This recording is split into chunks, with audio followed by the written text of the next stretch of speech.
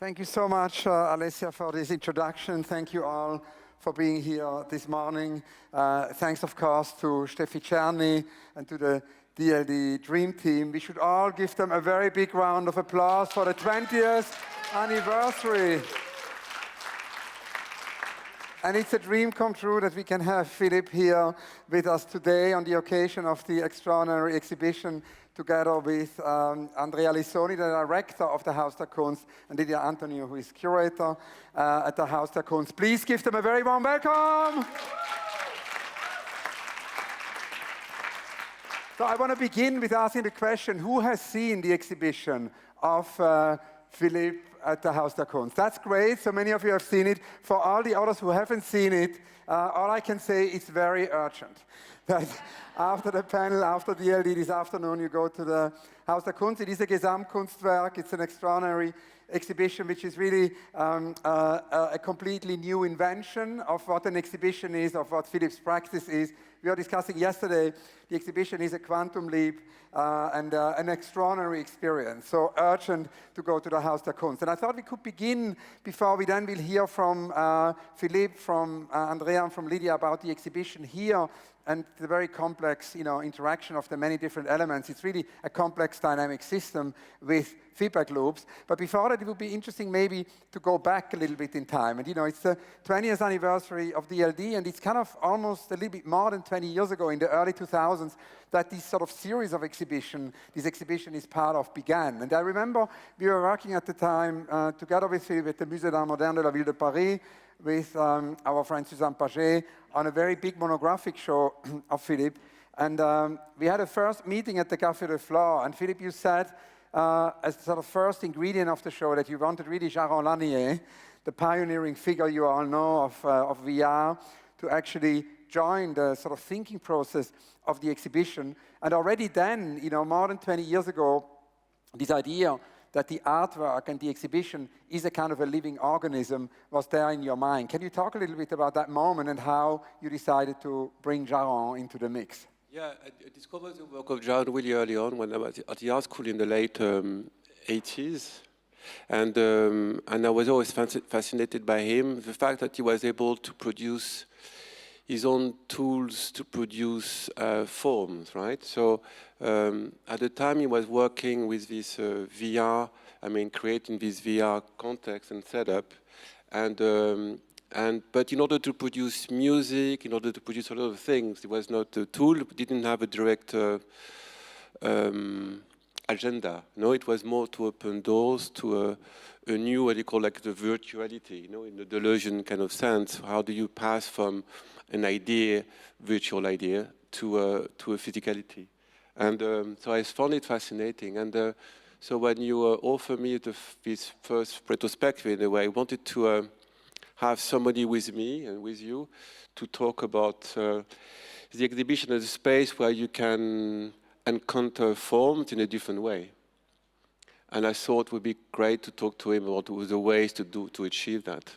And already at the time, you talked about this idea that, in a way, the exhibition is a ritual.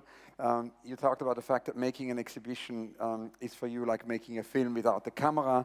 And I remember we talked a lot about time, the idea that, in a way, an exhibition is a development of time. And that's, of course, what's happening also here. Can you talk a little bit about that interest in the ritual of the exhibition, the focus on time, and the idea that it's a film without the camera? Because it, of course, happens at the same time. This morning you worked on a script for your next film, so the show happens here at the same time as your work on a feature film. I had this intuition, but not only me, but a lot of people, I guess, from my generation, that an exhibition space was a space where you will actually produce knowledge in a different way than you will do through a book, or a movie. So why is that? Because you could, if you kind of think that an exhibition is not only a display of object, but really a place where you could meet people, and through space and time, which is a quite unique setup, We know that modernity is an invention of boxes. We have the white box to show pristine art objects. We have the black box to see moving images. In French, we say boîte de nuit, for the night box to dance, So it's a story of boxes. And I think exhibition space, the way encountered them back in the 90s was a space where everything could happen. So it's an open space where you could, there's no beginning and no end, you know, there's no, so you go through an exhibition like a bit of cow in the field, you know, where you eat there and there and you compose your own narration. That's why I was saying it's a film without a camera. And I think it's still a place today important because it's a space where you can also meet people, you know, and not only online, but you see people, and the experience you have with sound and light in space is not the same thing that you have it in front of a screen.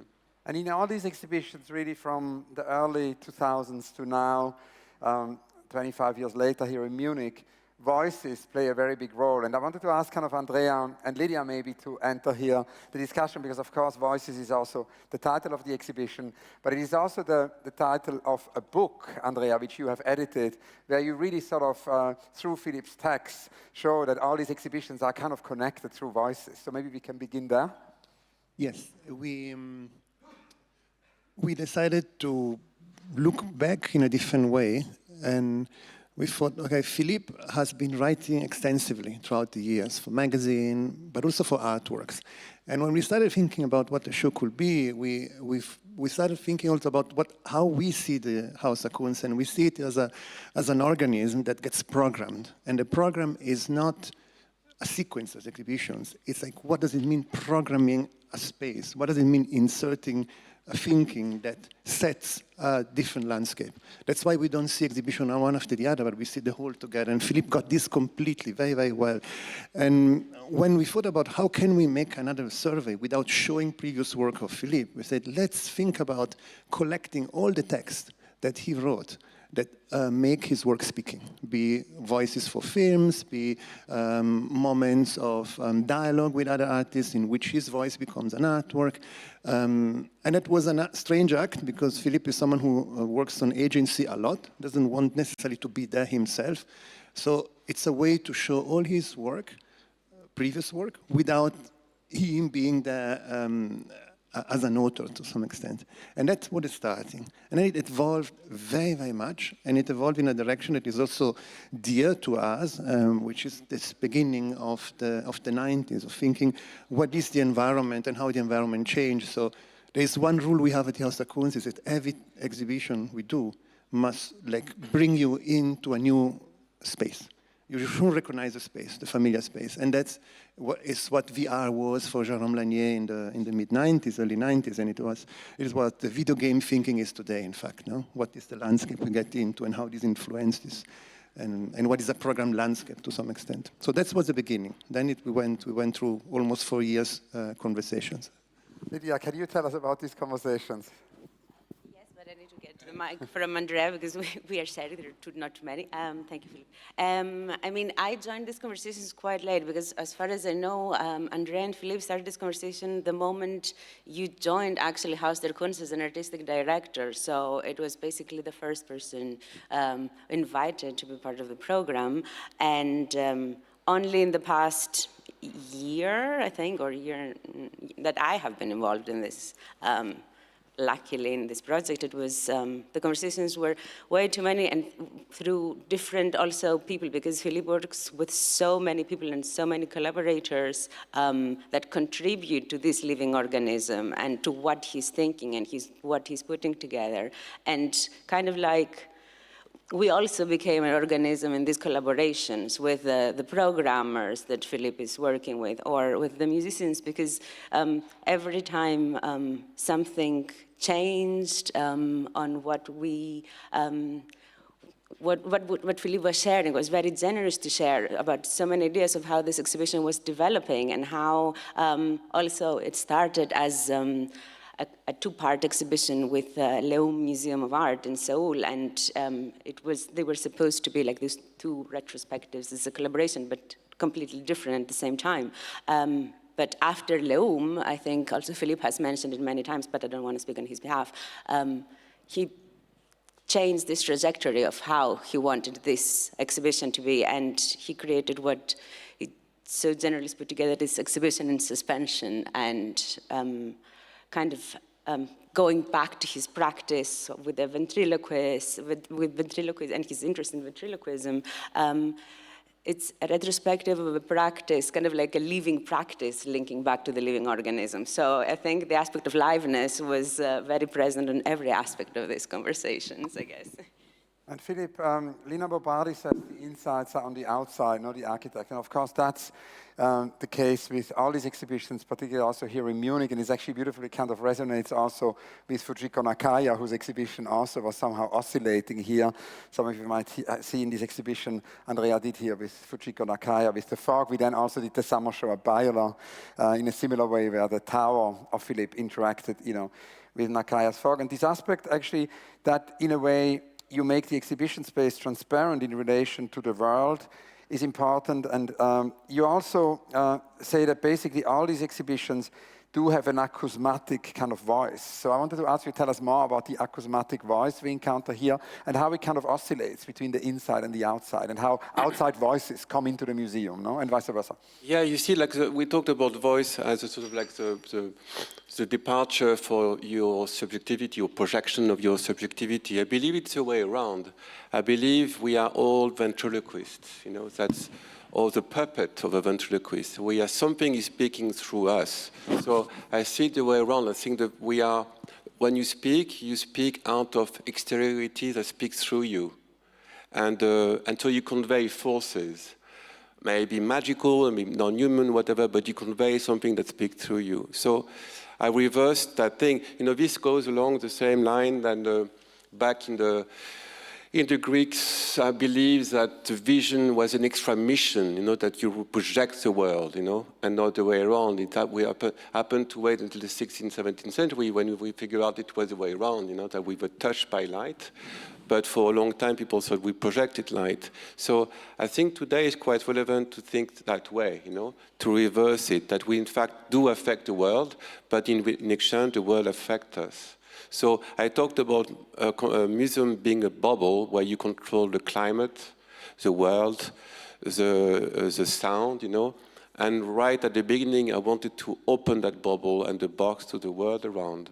So what then started to speak through me as being the puppet of that ventriloquist, which is the world.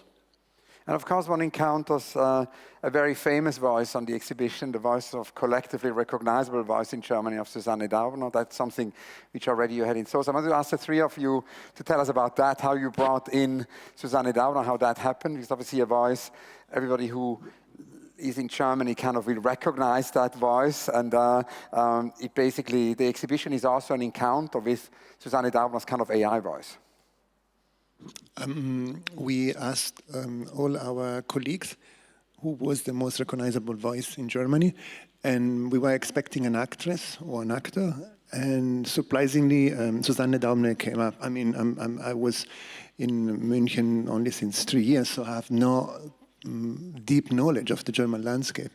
Then we started checking on YouTube, and we realized that she has a very funny way also to interact with the words of the year and to interact with the public, and has this incredible voice. So we reached out and we just shared the intention of becoming the voice of the exhibition. And at some point, a task that she took with joy, she said something beautiful that was very touching, and I sometimes repeat, it's that this is a moment when we really need new languages. Languages that allow people to talk differently, community to talk differently, and also us to talk with non-humans. And how can this new language be? So she was very proud to lend her voice to this construction of a new language that needs to be the language of the present future. So that's the encounter. And can you explain how it then works with AI? Because there is a moment in the exhibition where basically protagonist who is a collaborator of Tino Segal approaches the visitor. And so when you enter the space, at a certain moment, you're being asked to kind of ask a question. And that question then is fed into the system, and you kind of then encounter further down your experience, basically the voice of Susanne Daubner, the AI voice, giving you an answer in a way. It's almost kind of an oracle, but a lot of other things happen. Can you talk a little bit? It would be interesting to see how you bring in AI, because we've talked a lot over the last 2 days about AI and about how AI comes into many different systems. So I think it's interesting for everybody to hear how you as an artist kind of collaborate with AI also. I always tried to link, that way I use sensors for many years in order to produce events in an exhibition space that will be triggered by what will happen around. But I needed to do that in order to produce some kind of chances, which is not mathematical based, because it's based on real events. And so AI for me was a natural tool to use in order to trigger events like that. And then particularly for the voice, what happened is that I did work with Suzanne in order to extract the prosody of a voice, so we did modelization of a voice. And I gave the prosody of Suzanne to a landscape, which is a desert in the south of Spain, the Tabernas Desert, which is growing.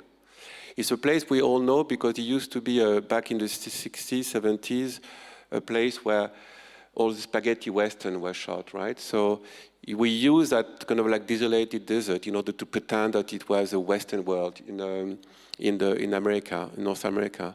So it was always a weird place that people didn't know how to relate to. And in fact, it's a catastrophe because the desert is growing and people are living the desert. So I thought, since Suzanne is representing the truth, like she's the anti-Pinocchio, she should speak for this place. And so I use the prosody of the voice. The prosody in the voice is what you recognize, or a baby recognizes from the mother before the baby understands the language and the words, right? You understand the musicality of the voice. So I extract that prosody, and the prosody is given to the land and to the exhibition. So what you refer this moment of Tino Segal is that when the visitor goes around the show, a person comes to the visitor and asks the visitor to ask a question. I think you explained that. So the person comes to you and says, do you have a deep or true question to ask? It's a bit like when people used to go to the Delphi Oracle in antique Greece. And so the person is like, what? And eventually, ask a question, and then the person disappears into the show, and later on, you hear the answer through the exhibition, carried by the voice of Susanne Daubner, that tell you your prophecy.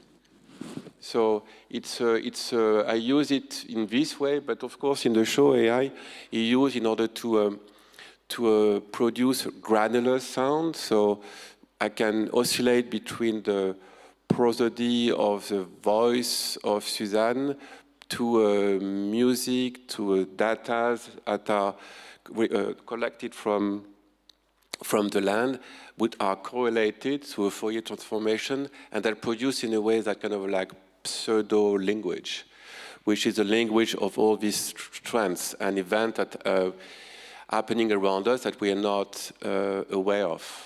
Yeah, so one testimony is in a way the emergence of a new language. And I was curious because obviously the exhibition also creates lots of living dialogues. And I wanted to ask Lydia to tell us about that because, of course, it's the visitors, it's between the visitors, it's between the rooms, it's between Munich, it's between Munich and the south of Spain. Can you tell us a little bit about the feedback you get and how visitors react? Are there any stories, about interesting reactions or feedback? I mean, the first encounter is actually the encounter with the moving wall that Philippe has placed in outside of the main exhibition space. So immediately this aspect of an object that is kind of like part of a museum that is no longer, the museum of the past, this white wall of this construction, and it's moving, and the moment you approach the wall actually dims the light and talks to you.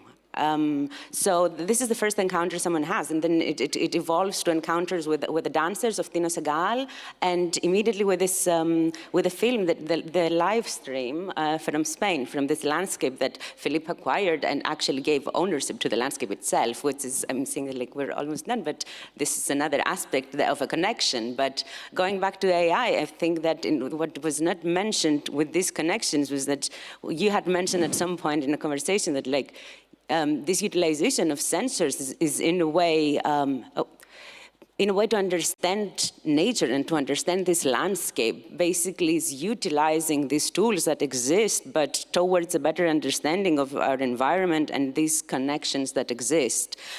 So immediately this landscape, which is connected and interconnected, because there is a dual exchange between Munich and Almeria through Philippe, are another encounter that is possible through how you use the AI. So, thank you. We're almost out of time. I have a last question, Philippe, which is basically, we talked... Let me guess. Yeah, it's two last questions, exactly, because there's also the last question. One is we talked a lot over the last 2 days about, the artwork as a living organism. We had a panel here at DLD on world building with video games, with Leo Castaneda and Daniel Braithwaite-Shirley, and so digital art as living organisms, an artwork which doesn't have a beginning or an end. But in addition to that, I think there is a second pattern, and Steffi Czerny is here. A big round of applause for Steffi.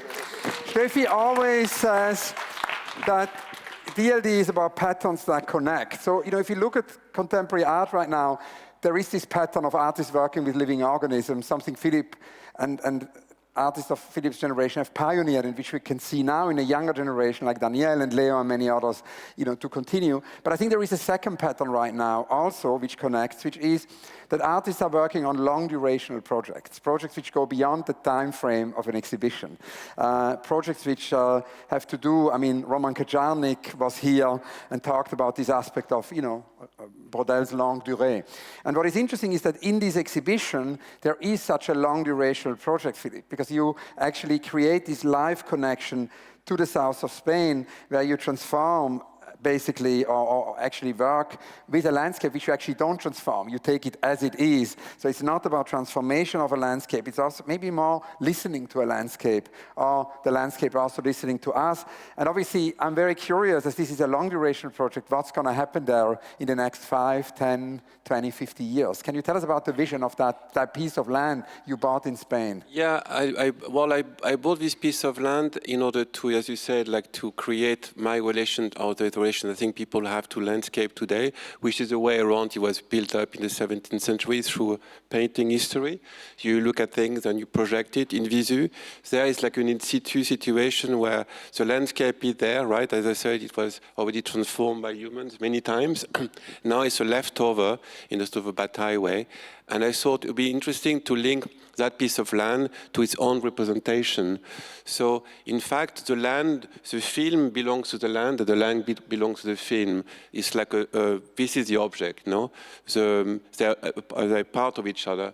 And so you cannot detach now the land to its representation. And each time the film would be presented, the link will be reiterated between the land and us, right? So, and he will keep speaking. Thank you so much. Very last question is your unrealized project. Can you tell us about the project which was too big to be realized, the dream? Unrealized projects with an X. Yeah. There's so many of them. So can you give us one? By alphabetical order, another 20 minutes. There's, in terms of exhibition, there's one that, couple of them, but there's one that pop into my head, which is based on a book from Norman Klein. Yesterday we spoke about it, called History of Forgetting. It would be quite interesting to do an exhibition called History of Forgetting, to present things that have been forgotten. That would be quite cool. Yeah, amazing. Because we've been editing our future to the way we look at the past, right? And this notion of this history of things forgotten would be quite interesting to bring in as an exhibition form. That would be one. Another one which I would like to do in exhibition space will be a same thing about history in a way, is to replug Robert Rauschenberg. it's an idea I had for a long time because I'm a big fan of Rauschenberg works, and I realized that what's left from Rauschenberg mainly now is like these big, expensive paintings, which I'm totally fine with. But there's another practice that he developed over the years, which is quite close to what the DLD has been doing, is that all these experiments we've been producing with scientists, with musicians, and all these things in a way are left over.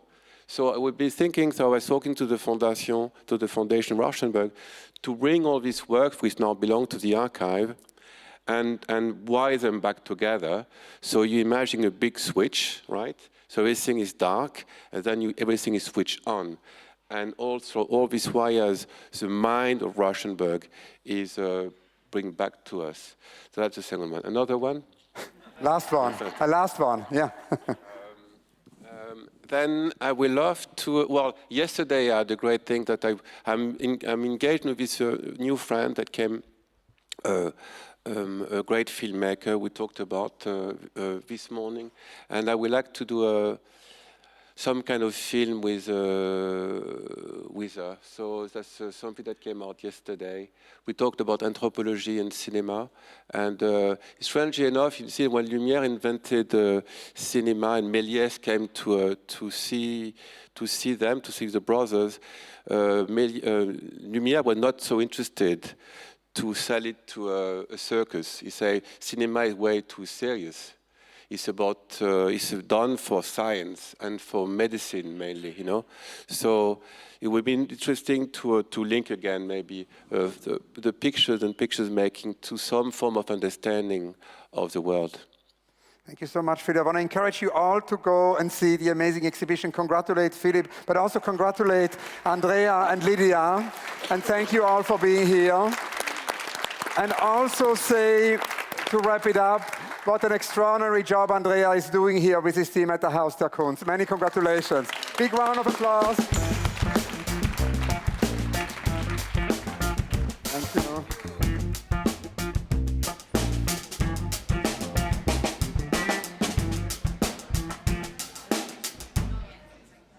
Friends, I have to add only something. I'm so grateful, Andrea, that you are, with your great exhibitions. This is the best exhibition I personally experienced for a long time. But Andrea, you are changing Munich. I'm so grateful. Haus der Kunst is such a wonderful place now. Such a wonderful means miracle house. It means magic house. Don't you think so? Yeah, absolutely. And what you just heard from Philippe, isn't it amazing? Isn't it the new, it's an artist. We have so few artists, but maybe we have many more. But, Hans Ulrich, don't you think so? Sorry, we didn't know each other. But I encourage you to learn about the Haus der Kunst, to go in the Haus der Kunst, to play with the Haus der Kunst, to sing with the Haus, and dance with the Haus der Kunst. Beautiful. Sorry, I have to run for the next. Give me the mic again. Thank you so much, Steffi. Thank you all. Another big round of applause for our speakers.